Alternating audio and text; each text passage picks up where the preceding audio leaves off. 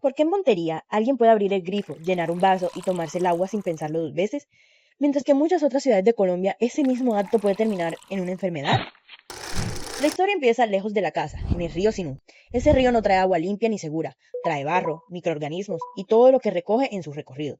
Durante años, el agua del río Sinú no fue apta para el consumo humano, pero en algún punto dejó de verse solo como agua del río y empezó a verse como un problema que podía resolverse. Primero llegaron los estudios. Se observó el comportamiento del río, cómo cambia cuando llueve fuerte y cuando baja el nivel en verano, qué tipo de contaminación aparece y en qué momentos es más riesgosa. Ese conocimiento permitió entender que el agua no es peligrosa siempre, sino que necesita ser tratada de acuerdo con sus condiciones. Después entró la infraestructura. Se construyeron sistemas para captar el agua, limpiarla, filtrarla y desinfectarla antes de distribuirla por la ciudad. Plantas de tratamiento, tuberías y controles que trabajan todos los días para que el agua llegue segura a los hogares. En otros lugares del país, esta parte de la historia nunca se completó.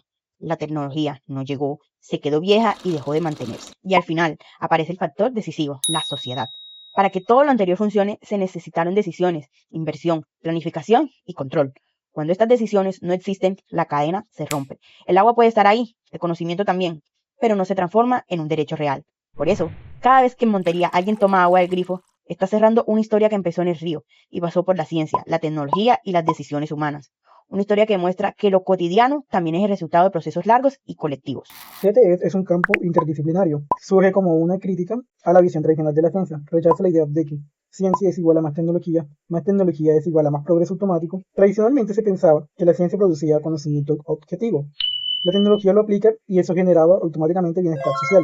Sin embargo, los estudios de CTS demuestran que esta visión es ingenua, porque la ciencia y la tecnología también generan riesgos, desigualdades e impactos ambientales. La epistemología es el estudio del conocimiento científico. Se pregunta cómo se produce, cómo se valida y cómo cambia con el tiempo.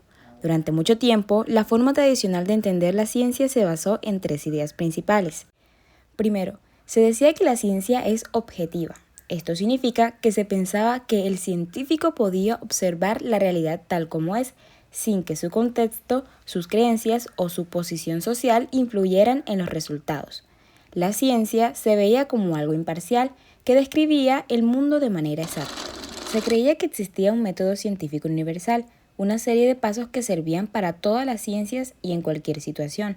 Si ese método se seguía correctamente, el conocimiento obtenido era considerado válido, sin importar el lugar o la disciplina.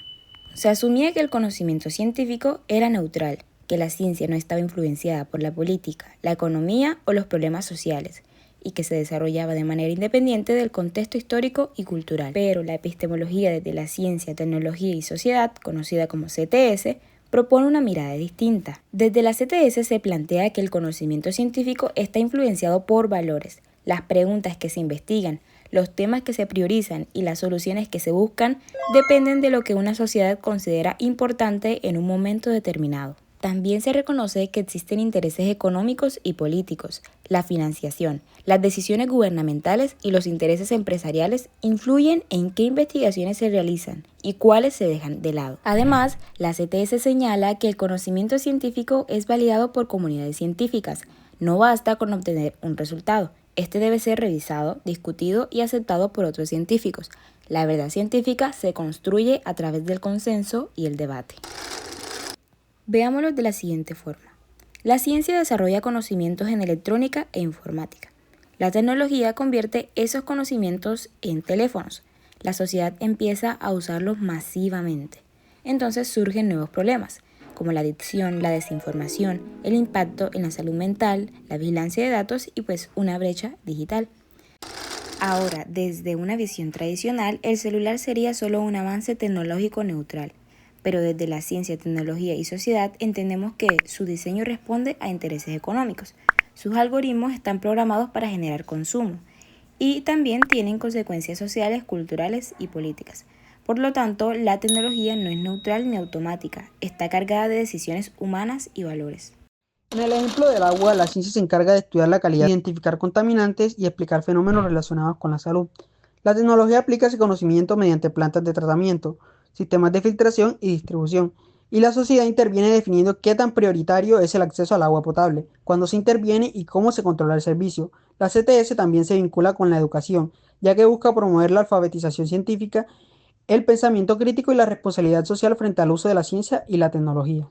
En Córdoba, en medio de fuertes lluvias, el manejo de la represa de Urrá ha generado inundaciones y afectaciones a comunidades aguas abajo del río Sinú.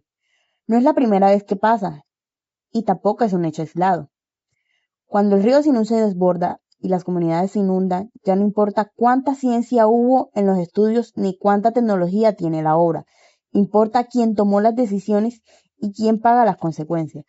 La energía se produce, los números cuadran, pero hay familias que pierden casas, tierras y seguridad.